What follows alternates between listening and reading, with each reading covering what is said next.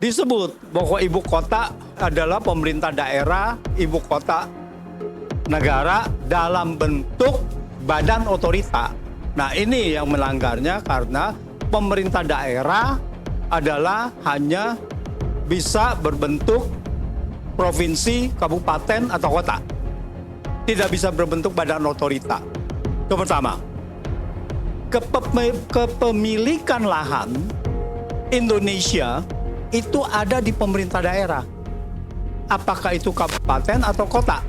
Oleh karena itu, kita, rakyat, membayar pajak bumi dan bangunan itu kepada pemerintah daerah, bukan kepada pemerintah pusat. Pemerintah pusat itu tidak ada lahan. Undang-undang DKJ ini sudah disahkan. Jadi sekarang kalau gubernur yang sekarang, kalau ada pilkada di Jakarta, ini pilkada apa? Ibu kota atau DKJ?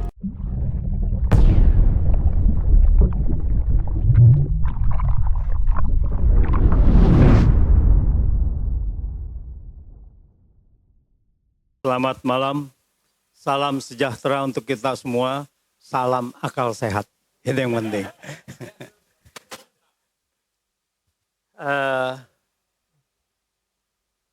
Tadi ya beberapa sudah disampaikan, tetapi saya ingin mempertegas lagi pendapat saya bahwa TPUA minta untuk proyek IKN ini dibatalkan.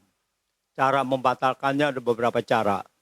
Tetapi kalau pendapat saya adalah bahwa ini wajib dibatalkan. Karena undang-undang IKN ini adalah melanggar konstitusi. Melanggar konstitusi, IKN ini bentuknya apa? Pemerintah daerah apa bukan? Pemerintah daerah di dalam undang-undang IKN ini kota, namanya kota pemerintah daerah. Otorita adalah badan administrasi. Jadi ini adalah pemerintahan daerah.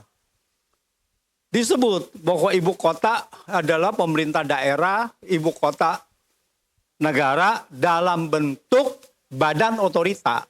Nah, ini yang melanggarnya karena pemerintah daerah adalah hanya bisa berbentuk provinsi, kabupaten, atau kota. Tidak bisa berbentuk badan otorita. Itu pertama. Kepemilikan lahan Indonesia itu ada di pemerintah daerah. Apakah itu kabupaten atau kota? Oleh karena itu, kita, rakyat, membayar pajak bumi dan bangunan itu kepada pemerintah daerah, bukan kepada pemerintah pusat. Pemerintah pusat itu tidak ada lahan. Untuk daerah khusus seperti Jakarta, kita ke pemerintahan daerah. Di IKN itu dengan badan otorita, mereka itu melakukan aneksasi terhadap daerah seluas 256.000 hektar. Itu dimiliki dan masuk penerimaannya itu ke dalam APBN. Ini tidak boleh. Ini harus ke pemerintahan daerah. Tidak ada ini ke pemerintahan, nggak boleh APBN menerima itu. Kenapa ini dibentuk sebagai pemerintahan dalam bentuk badan otorita yang melanggar konstitusi? Karena di sini adalah pemerintahan Jokowi ini mau membangun IKN itu melalui APBN. Karena tanpa APBN tidak mungkin daerah bisa membangun ini. Inilah tujuan dari awalnya. Bahwa publik dibohongi, tidak ada dana APBN apa segala, kita sudah tahu bagaimana pembohongan-pembohongan yang sudah dilakukan oleh pemerintahan ini. Pembohongannya ini begitu sistematis sampai diberitakan secara sistematis terstruktur bahwa sudah ada investor asing, sudah ada SoftBank, sudah ada dari Saudi Arabia, dari Qatar, dan lain-lainnya. Tapi itu semuanya pembohongan semuanya. Karena apa? Karena itu semuanya dinyatakan hanya sepihak oleh Indonesia. Tidak ada orang kalau mau investasi adalah mereka melakukan press conference, ya, lalu mengatakan ya saya berminat. Tidak ada satupun jejak yang mengatakan investor asing itu mengatakan bahwa dia berminat untuk investasi itu. Jadi ini sudah pembohongan terstruktur sekali. Jadi ini wajib batal. Apa konsekuensinya? Ya konsekuensinya tadi yang sudah dikatakan bahwa ini terjadi kerugian negara. Kerugian negara yang harus diusut. Jadi di situ dikatakan bahwa SoftBank mau investasi 30-40 miliar. Ini tidak ada malunya pejabat ini. Nguber-nguber sampai ke Qatar. Nguber-nguber sampai ke Saudi Arabia. Minta-minta untuk investasi. Sampai kalau nggak salah ada jalan tol dinamakan MBZ. Ini gimana? Itu pun dikorupsi kan. Sangat luar biasa gitu. Nah, jadi ini mau tidak mau bahwa ini harus wajib batal. Jadi saya sarankan TPUA ini mau jalan apapun ini harus batal. Tadi Bang Egy mengatakan bahwa ada beberapa cara. Tetapi saya melihatnya adalah bahwa gugatan ke MK ini harus segera dilakukan. Karena ini adalah bukti bahwa ini adalah melanggar. Bahwa kalau dengan DPR mengkoreksi, lalu Perpu mengkoreksi dan sebagainya, itu seolah-olah tidak ada pelanggaran. Pelanggaran ini tidak bisa didiamkan. Jadi ini harus dilakukan bahwa nantinya ada, karena toh proyek ini akan mangkrak juga gitu. Tidak mungkin bisa diteruskan dengan APBN kekuatannya segini. Tahun ini aja sampai dengan Januari sampai April penerimaan pajak ini sudah turun 8%. Seharusnya naik 8%. Jadi secara total sudah diskrepensi, ada selisih dengan target itu sudah 15, nantinya akan menjadi mungkin antara 15 sampai 20%. Selisih penerimaan pajak. Turunnya, selisihnya adalah penurunannya shortfall itu adalah sekitar mungkin diperkirakan bisa sampai 15%. Jadi tidak ada. Tidak ada. Jadi kalau yang tadi dikatakan bahwa oh ini siapa Luhut ya minta bahwa ini ditambahkan apa segala, ini melanggar undang-undang APBN. Karena apa? Karena tidak ada detailnya.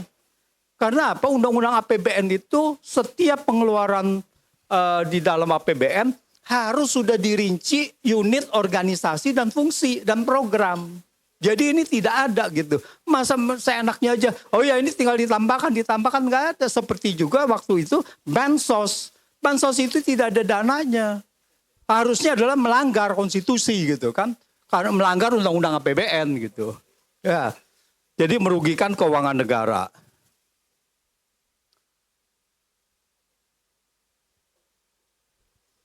Terus poin selanjutnya adalah Undang-undang DKJ ini sudah disahkan. Daerah khusus Jakarta. Jakarta ini sudah bukan ibu kota lagi. Meskipun ada embel-embelnya, ini berlaku efektif, tetapi katanya berlaku tergantung dari kapan Perpres itu dikeluarkan. Artinya apa? Artinya kan ketidakpastian kan? Siapa sekarang? Kapan itu Perpresnya keluar? Apakah besok? Bulan depan, tahun depan, setahun lagi, 2 tahun lagi, ini kan tidak ada kepastian. Jadi sekarang kalau gubernur yang sekarang, kalau ada pilkada di Jakarta, ini pilkada apa? Ibu kota atau DKJ? Nah ini yang harus ini jadi Jokowi membahayakan posisi Indonesia terkait dengan ibu kota.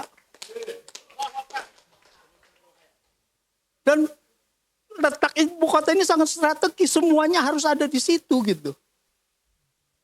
Jadi di dalam undang-undang kita itu semuanya ada. BPK harus ada perwakilan di setiap provinsi dan ibu kota.